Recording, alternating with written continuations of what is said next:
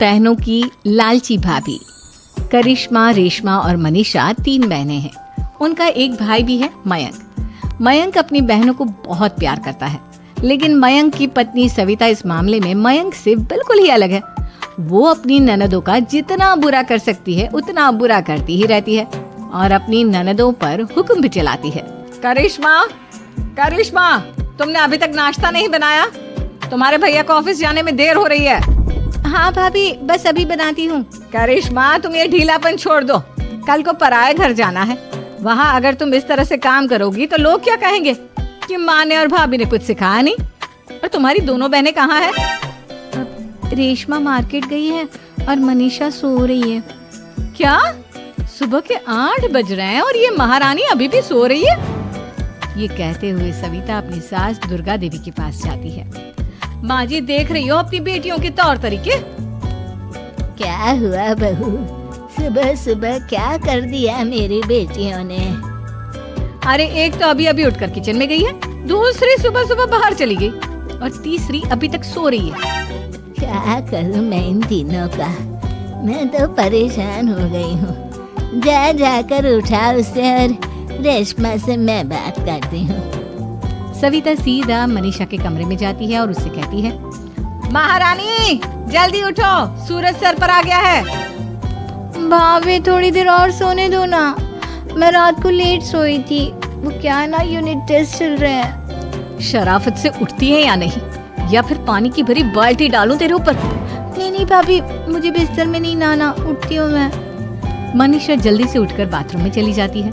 सभी आराम से बैठकर नाश्ता कर रहे होते कि तभी रेशमा बाजार से हाथ में सामान लिए आ जाती है।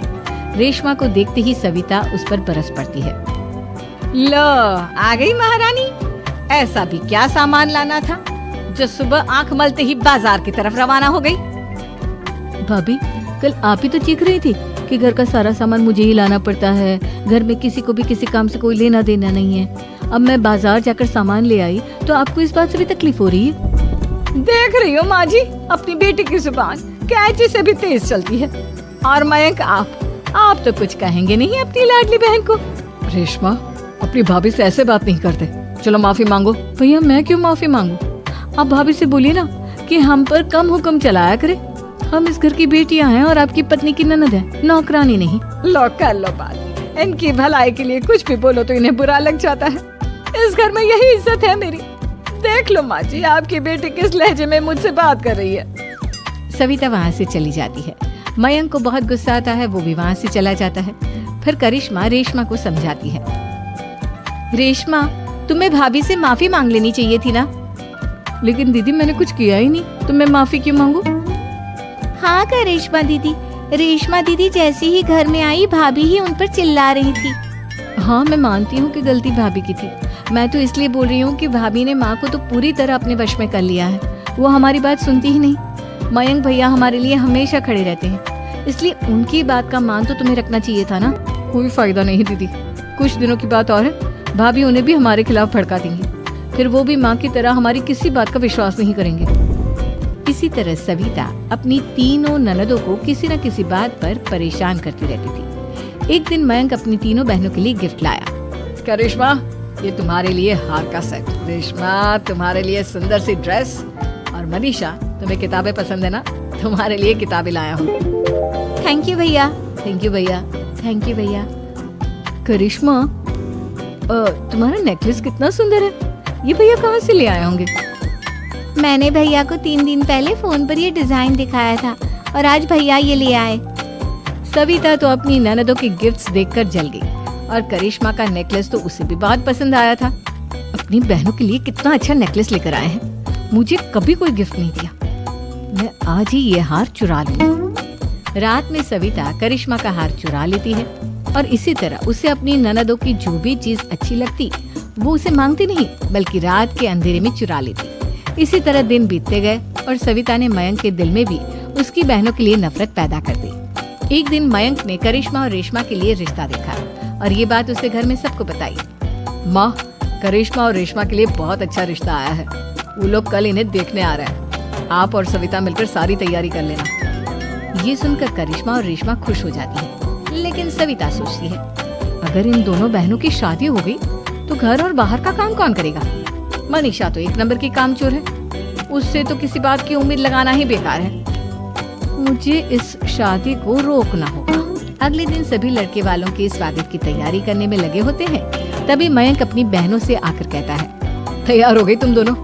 देखो दोनों लड़के बहुत अच्छे हैं, मैं कोई कसर नहीं छोड़ना चाहता, इसलिए तुम उनके सामने अच्छे से बिहेव करना और अपनी भाभी से लड़ने मत लग जाना।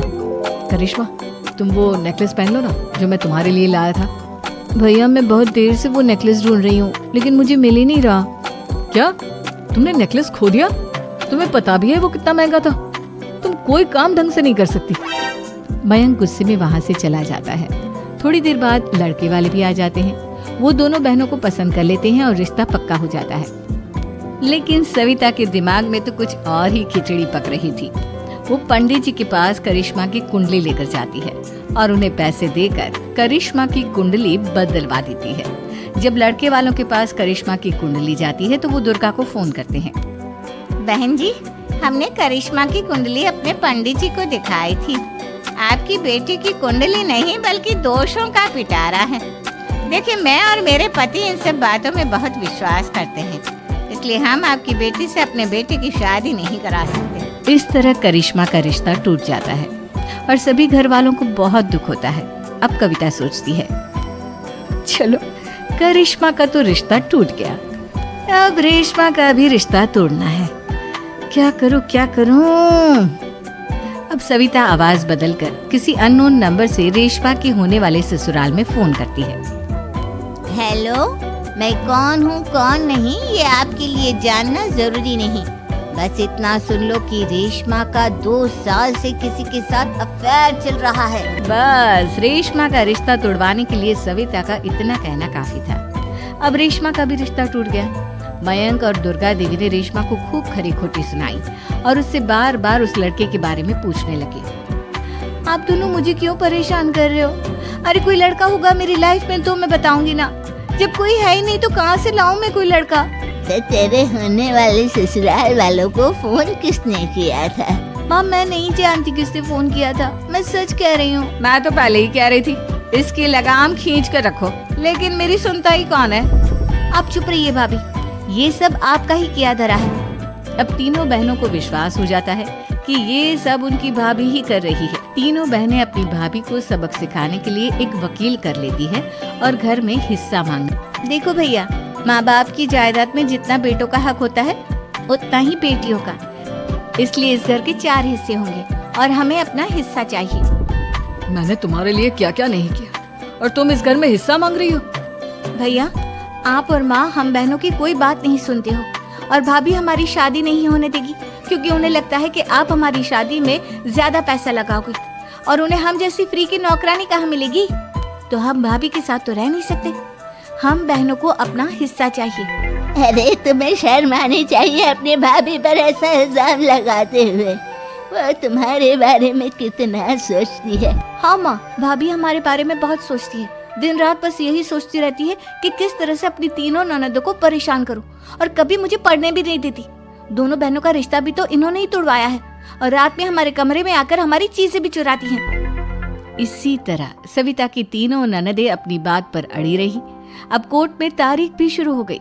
जब सविता को लगा कि उसकी तीनों ननद इतनी आसानी से नहीं मानने वाली, तो उसने अपने पति और सास को सारी सच्चाई बता दी और अपनी तीनों ननद से माफी मांगी। मयंक और दुर्गा को भी अपनी गलती का एहसास हो गया। अब सविता खुद करिश्मा और रेशमा के लिए अच्छा रिश्ता ढूंढती है और उनकी शादी